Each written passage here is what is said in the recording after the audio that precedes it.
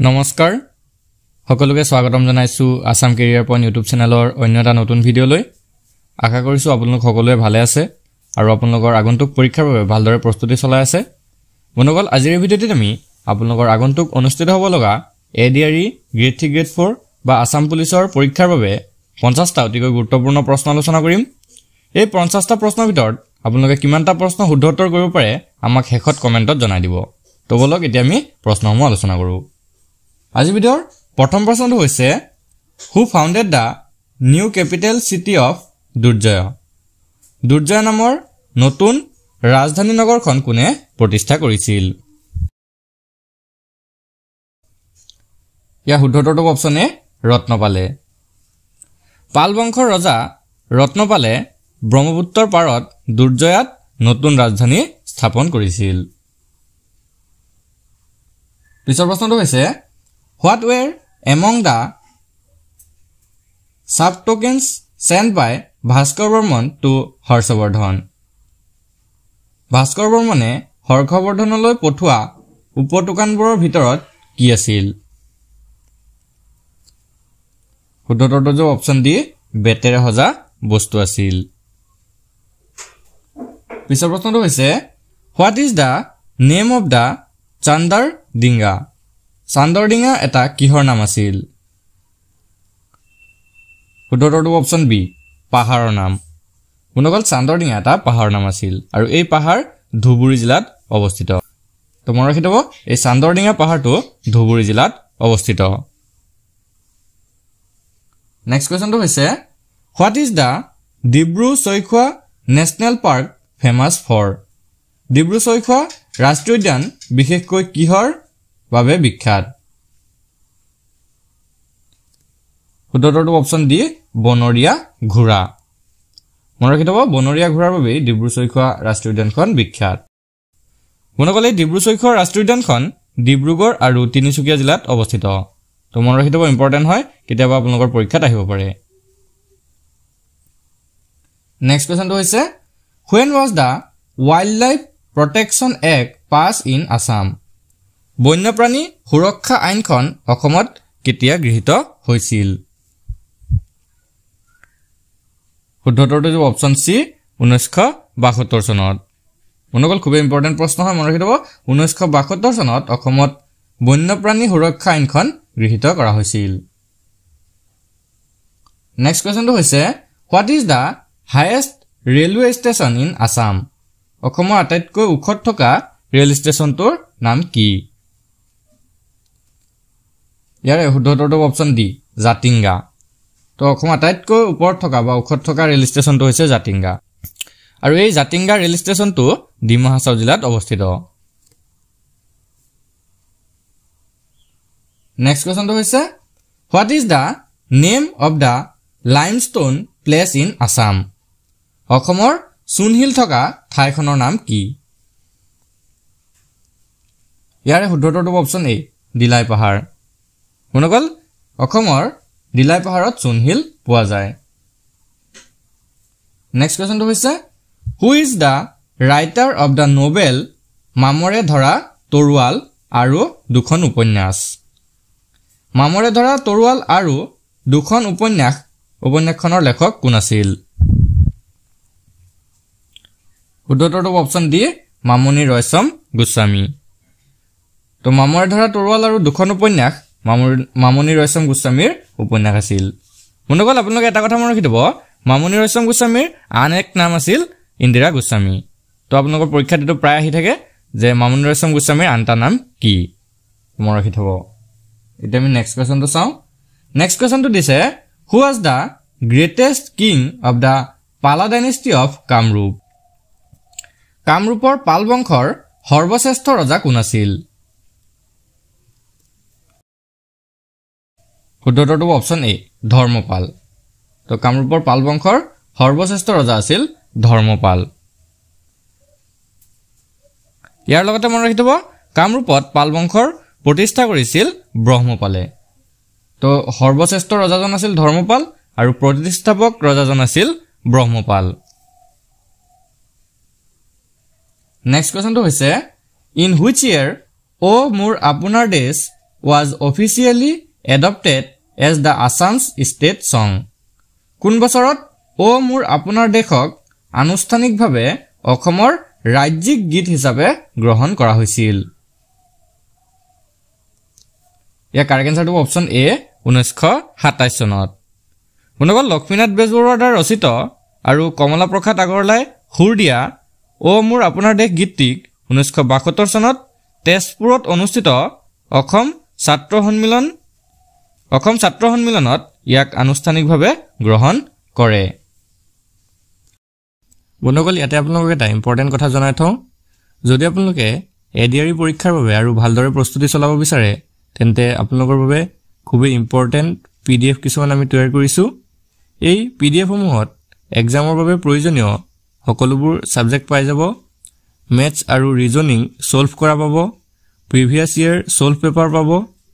আপুনি দোকানৰ পৰা যদি একোখন কিতাপ কিনিবলৈ যায় তেনেহ'লে 400 টকাৰ পৰা 500 টকা লৈ ল'ব আৰু সকলোৱে সেই 400-500 টকাত গৈ কিতাপবোৰ কিনি আনি পঢ়িব নোৱাৰে। আৰু সেয়েহে আমি তেওঁলোকৰ বাবে খুব কম মূল্যত কেৱল 79 টকাত সকলোবোৰ ছাবজেক্ট থকা পিডিএফসমূহ আমি প্ৰস্তুত কৰিছোঁ। এই পিডিএফসমূহত আপোনালোকে আছামিজ আৰু ইংলিছ এই দুইটা মাধ্যমতে সকলোবোৰ বস্তু পাই যাব। তো যদি কাৰোবাৰ প্ৰয়োজন হয় তেনেহ'লে আপোনালোকৰ স্ক্ৰীনত থকা নাম্বাৰটোত আমাক হোৱাটছআপ কৰি এই পিডিএফসমূহ লৈ ল'ব পাৰিব। তো বলক এতিয়া আমি নেক্সট কুৱেশ্যনটো চাওঁ। নেক্সট কুৱেশ্যনটো হৈছে the first Assamese language magazine Arunodoi was published from. প্ৰথমখন অসমীয়া ভাষাৰ আলোচনী অৰুণোদয় ক'ৰ পৰা প্ৰকাশিত হৈছিল? শুদ্ধটো অপচন চি শিৱসাগৰ। 1846 চনত মানে মনত ৰাখি থব আপোনালোকে 1846ত শিৱসাগৰৰ পৰা এই মাহেকীয়া আলোচনী অৰুণোদয়খন প্ৰকাশ পাইছিল আৰু এই আলোচনীখনৰ প্ৰথম সম্পাদক আছিল নাথান ব্ৰাউন। নেক্সট কুৱেশ্যনটো চাওঁ। Guru Bipin Singh was known for which classical dance form? Guru Bipin Singh কোন শাস্ত্ৰীয় নৃত্যৰ বাবে জনাজাত আছিল? শুদ্ধটো অপচন এ মণিপুৰী। গুৰু বিপিন সিং এজন নৃত্য পৰিচালক তথা মণিপুৰী নৃত্যৰ শিক্ষক আছিল। নেক্সট কুৱেশ্যনটো হৈছে হুৱেন ৱাজ দ্য প্ৰধানমন্ত্ৰী মাতৃ বন্দনা যোজনা ষ্টাৰ্টেড? প্ৰধানমন্ত্ৰী মাতৃ বন্দনা যোজনা কেতিয়া আৰম্ভ কৰা হৈছিল? ইয়াৰ শুদ্ধটো অপচন এ 1 জানুৱাৰী 2017। 2017 চনৰ 1 জানুৱাৰীৰ পৰা প্ৰধানমন্ত্ৰী মাতৃ বন্দনা যোজনা আৰম্ভ কৰা হৈছিল।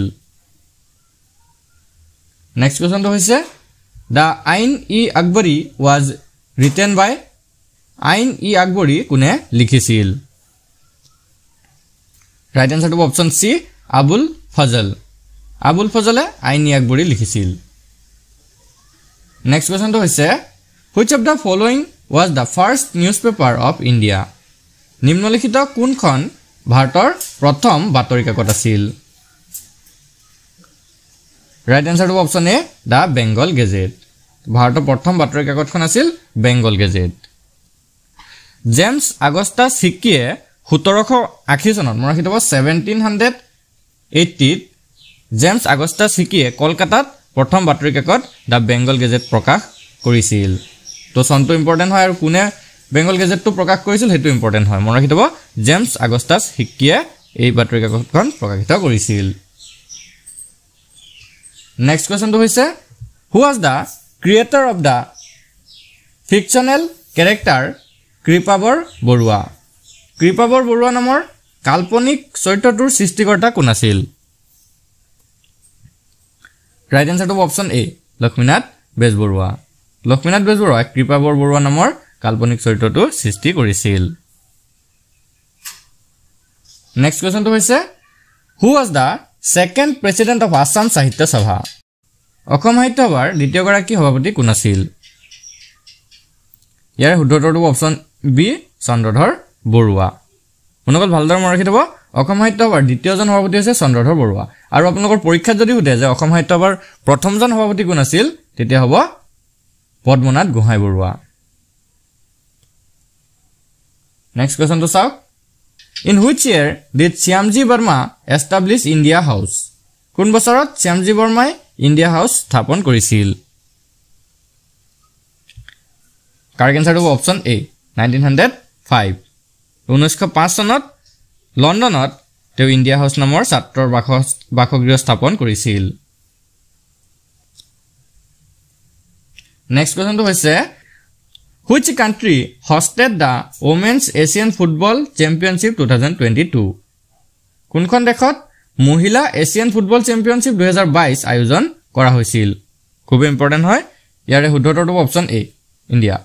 তো ভাৰতত 2022 চনত মহিলা এছিয়ান ফুটবল চেম্পিয়নশিপ আয়োজন কৰা হৈছিল। তো ইয়াৰ লগতে মই ৰাখিব 2026 চনত ক'ত অনুষ্ঠিত হ'ব হেতু ইম্পৰ্টেন্ট হয় মই ৰাখিব। তো 2026 চনত অষ্ট্ৰেলিয়াত অনুষ্ঠিত হ'ব। Next question to hoise Bir Bhumi is the tomb of which great man? Bir Bhumi kunjon Mahapurukhor samadhisthol hoy? Yare huddhoto to option D Rajiv Gandhi. To Bir Bhumi Rajiv Gandhir samadhisthol. Next question to hoise which ancient city and in the shape of a lotus? Podumor akarot কোনখন প্ৰাচীন চহৰৰ পৰিকল্পনা কৰা হৈছে? বন্ধুসকল ইয়াৰ right আনসাৰটো option B Madurai. তো মাদুৰাই চহৰখন পদুমৰ আকাৰত পৰিকল্পনা কৰা হৈছে। নেক্সট কোৱেশ্চনটো হৈছে the acid present in lemon is অৰ্থাৎ নেমুত উপস্থিত থকা এচিড বিধ কি বা নেমুত কি এচিড পোৱা যায়? অপচন কেইটাৰ ভিতৰত কাৰেক্ট আনসাৰটো অপচন এ সাইট্ৰিক এচিড। নেমুত পোৱা এচিড বিধ হৈছে সাইট্ৰিক এচিড। নেক্সট কোৱেশ্চনটো হৈছে Nambor wildlife sanctuary is located in which district? Nambor বন্যপ্ৰাণী অভয়াৰণ্য কোনখন জিলাত অৱস্থিত? ইয়াৰ ৰাইট আনসাৰটো অপচন ডি কাৰ্বি আংলং। তো কাৰ্বি আংলং জিলাত নাম্বৰ বন্যপ্ৰাণী অভয়াৰণ্য অৱস্থিত। নেক্সট কোৱেশ্চনটো হৈছে which is the second largest gland of the human body? মানৱ শৰীৰৰ দ্বিতীয় সৰ্ববৃহৎ গ্ৰন্থি কোনটো? ইয়াৰে শুদ্ধটো অপচন সি অগ্ন্যাশয়। মানৱ শৰীৰৰ বা মানুহৰ শৰীৰৰ আটাইতকৈ দ্বিতীয় ডাঙৰ গ্ৰন্থিটো হৈছে অগ্ন্যাশয়। Next question what is the name given to the operation launched to bring back Indian stranded in Israel? ইজৰাইলত আবদ্ধ ভাৰতীয়সকলক ঘূৰাই আনিবলৈ আৰম্ভ কৰা অভিযানটোৰ নাম কি দিয়া হৈছিল? শুদ্ধটো অপচন বি অপাৰেচন অজয়। তো ইজৰাইলত যেতিয়া যুদ্ধ হৈছিল তেতিয়া ভাৰতীয়সকলক ঘূৰাই আনিবলৈ অপাৰেচন অজয় নামৰ অভিযান এটা আৰম্ভ কৰিছিল। নেক্সট কোৱেশ্চনটো হৈছে who is the current president of Assam Sahitya Sabha? Assam Sahitya সভাৰ বৰ্তমানৰ সভাপতি কোন? শুদ্ধটো option B doctor Suryakanta Hazarika. Assam Sahitya সভাৰ বৰ্তমান সভাপতি হৈছে ডক্টৰ সূৰ্যকান্ত হাজৰিকা। নেক্সট কোৱেশ্চনটো হৈছে which of the following was a port city of the Indus valley civilization? নিম্নলিখিত কোনখন হিন্দু সভ্যতাৰ বন্দৰ চহৰ আছিল? কাৰেক্ট আনসাৰটো অপচন বি লুথাল। তো হিন্দু সভ্যতাৰ বন্দৰ চহৰখন আছিল লুথাল। নেক্সট কোৱেশ্চনটো হৈছে which article of Indian constitution defines the money bill? ভাৰতীয় সংবিধানৰ কোনটো অনুচ্ছেদে ধন বিলৰ সংজ্ঞা দিয়ে? কাৰেক্ট আনসাৰটো অপচন ডি আৰ্টিকল 110 অৰ্থাৎ অনুচ্ছেদ 110 ধন বিলৰ সংজ্ঞা দিয়ে বা মানি বিলৰ সংজ্ঞা দিয়ে। নেক্সট কোৱেশ্চনটো হৈছে the currency of south Korea is? দক্ষিণ কোৰিয়াৰ যিটো কাৰেন্সি বা মুদ্ৰা সেই মুদ্ৰাৰ নাম কি? শুনকল ইয়াৰ শুদ্ধটো অপচন ডি ওন। দক্ষিণ কোৰিয়াৰ মুদ্ৰাটোক ওন বুলি কোৱা হয়। নেক্সট কোৱেশ্চনটো হৈছে which of the following is called white gold? অৰ্থাৎ তলৰ কোনটোক বগা সোণ বুলি কোৱা হয়? ইয়াৰে শুদ্ধটো অপচন বি প্লেটিনাম। প্লেটিনামক হোৱাইট গোল্ড বা বগা সোণ বুলি কোৱা হয়। নেক্সট কোৱেশ্চনটো হৈছে which of the following is abundant in the liver oil of fish মাছৰ যকৃতৰ তেলত প্ৰচুৰ পৰিমাণে কি ভিটামিন থাকে উত্তৰটো option D both A and C অৰ্থাৎ ভিটামিন A আৰু ভিটামিন D এই দুইটাই মাছৰ যকৃতৰ তেলত প্ৰচুৰ পৰিমাণে পোৱা যায়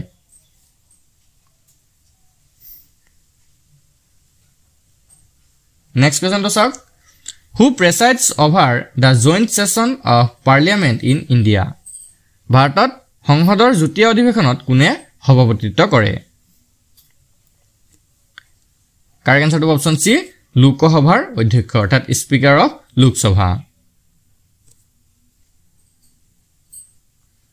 next question number 33 the first passenger train in India was opened under the governor generalship of ভাৰতৰ প্ৰথম যাত্ৰীবাহী ৰেলখন কোনজন গভৰ্ণৰ জেনেৰেলৰ সময়ত মুকলি কৰা হৈছিল ইয়াৰ ৰাইট আনসাৰটো অপচন সি লৰ্ড ডেলহাউছিৰ সময়তে নেক্সট কোৱেশ্চনটো হৈছে where is Sonai Rupai wildlife sanctuary situated Sonai Rupai বন্যপ্ৰাণী অভয়াৰণ্য ক'ত অৱস্থিত ইয়াৰে শুদ্ধটো অপচন ডি শোণিতপুৰ অসমৰ শোণিতপুৰ জিলাত সোনাই ৰূপাই বন্যপ্ৰাণী অভয়াৰণ্যটো অৱস্থিত নেক্সট কোৱেশ্চনটো হৈছে where is Chakrashila wildlife sanctuary situated Chakrashila বন্যপ্ৰাণী অভয়াৰণ্য ক'ত অৱস্থিত ৰাইট আনসাৰটো হ'ব অপচন এ কোকৰাঝাৰ তো কোকৰাঝাৰত চক্ৰশিলা বন্যপ্ৰাণী অভয়াৰণ্য অৱস্থিত পিছৰ প্ৰশ্নটো হৈছে who was the prime minister of India when the Assam Accord was signed Assam চুক্তি স্বাক্ষৰিত হোৱাৰ সময়ত ভাৰতৰ প্ৰধানমন্ত্ৰী কোন আছিল ইয়াৰে শুদ্ধটো অপচন এ ৰাজীৱ গান্ধী তো যেতিয়া অসম চুক্তি স্বাক্ষৰিত হৈছিল তেতিয়া ভাৰতৰ প্ৰধানমন্ত্ৰী আছিল Rajiv Gandhi next question the first tiger reserve of Assam is অসমৰ প্ৰথম বাঘ্য সংৰক্ষিত অঞ্চলটো কোনটো শুদ্ধটো যাব অপচন বি মানাস বাঘ্য সংৰক্ষিত অঞ্চল মনকল মানাস বাঘ্য সংৰক্ষিত অঞ্চলটো 1973 চনত ঘোষণা কৰা হৈছিল তো মনত ৰাখিব 1973 ত মানাসক বাঘ্য সংৰক্ষিত অঞ্চল হিচাপে ঘোষণা কৰা হৈছিল নেক্সট কোৱেশ্চনটো হৈছে Dihing Patkai festival is celebrated in which district Dihing Patkai উৎসৱ কোন জিলাত উদযাপন কৰা হয় ৰাইট আনসাৰটো যাব অপচন বি তিনচুকীয়া জিলাত next question during freedom struggle the মৃত্যু বাহিনী ৱাজ ফৰ্ম বাই স্বাধীনতা সংগ্ৰামৰ সময়ত মৃত্যু বাহিনী কোনে গঠন কৰিছিল ৰাইট আনসাৰটো যাব অপচন বি পুষ্পলতা দাসে পিছৰ প্ৰশ্নটো হৈছে when did the battle of খানৱা take place তো খানৱাৰ যুদ্ধ কেতিয়া হৈছিল বা খানৱাৰ যুদ্ধ কেতিয়া সংঘটিত হৈছিল কাৰেক্ট আনসাৰটো যাব অপচন সি 1527 1527 খ্ৰীষ্টাব্দৰ 15 মাৰ্চ তাৰিখে মনত ৰাখিব 1527 খ্ৰীষ্টাব্দৰ 15 মাৰ্চ তাৰিখে খানৱাৰ যুদ্ধ সংঘটিত হৈছিল next question when was the battle of Boxer fought boxer যুদ্ধ কেতিয়া সংঘটিত হৈছিল শুদ্ধটো যাব অপচন বি 1764 তো 1764 চনৰ 22 অক্টোবৰ মনত ৰাখিব 1764 চনৰ 22 অক্টোবৰ তাৰিখে বক্সাৰ যুদ্ধ সংঘটিত হৈছিল নেক্সট কোৱেশ্চনটো হৈছে the Rhino Day in Assam is celebrated on অসমত কোন তাৰিখে বা কেতিয়া গড় দিৱস পালন কৰা হয় ৰাইট আনসাৰটো যাব অপচন বি 22 সেপ্টেম্বৰ অৰ্থাৎ 22 সেপ্টেম্বৰ তাৰিখে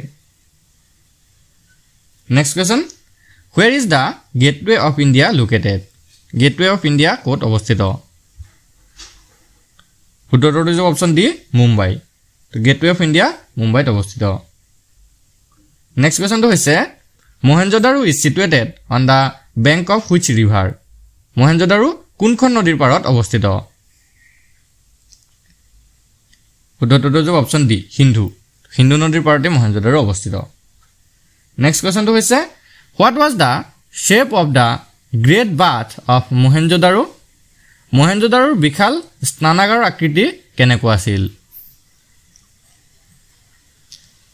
শুদ্ধটো যাব অপচন এ আয়তাকাৰ মহেঞ্জোদাৰোৰ বিশাল স্নানাগাৰ যেটো আছিল তাৰ আকৃতিটো ৰেক্টেঙ্গুলাৰ অৰ্থাৎ আয়তাকাৰ আছিল নেক্সট কোৱেশ্চনটো হৈছে what is the minimum age for membership to Rajya Sabha তো ৰাজ্যসভাৰ সদস্য পদৰ বাবে নিম্নতম বয়স কিমান হ'ব লাগে ইয়াৰ ৰাইট আনসাৰটো হ'ব অপচন সি 30 ইয়াৰ্স ৰাজ্যসভাৰ সদস্য পদৰ বাবে আটাইতকৈ কম 30 বছৰ বয়স হ'ব লাগিব নেক্সট কোৱেশ্চনটো হৈছে when is national sports day celebrated in india অৰ্থাৎ ভাৰতত ৰাষ্ট্ৰীয় ক্ৰীড়া দিৱস কোন তাৰিখে বা কেতিয়া উদযাপন কৰা হয় কাৰেক্ট আনসাৰটো হ'ব অপচন এ 29 আগষ্ট 29 আগষ্ট তাৰিখে ভাৰতত ৰাষ্ট্ৰীয় ক্ৰীড়া দিৱস পালন কৰা হয় Now question number 48 the googly is a term used in which sport তো googly শব্দটো বা googly wordটো কোনবিধ খেলত ব্যৱহৃত হয় ৰাইট আনসাৰটো হ'ব অপচন বি ক্ৰিকেট ক্ৰিকেট খেলত googly wordটো বা googly টাৰ্মটো ইউজ হয় নেক্সট কোৱেশ্চনটো হৈছে who is called the father of indian economic reform ভাৰতীয় অৰ্থনৈতিক সংস্কাৰৰ জনক বুলি কাক কোৱা হয়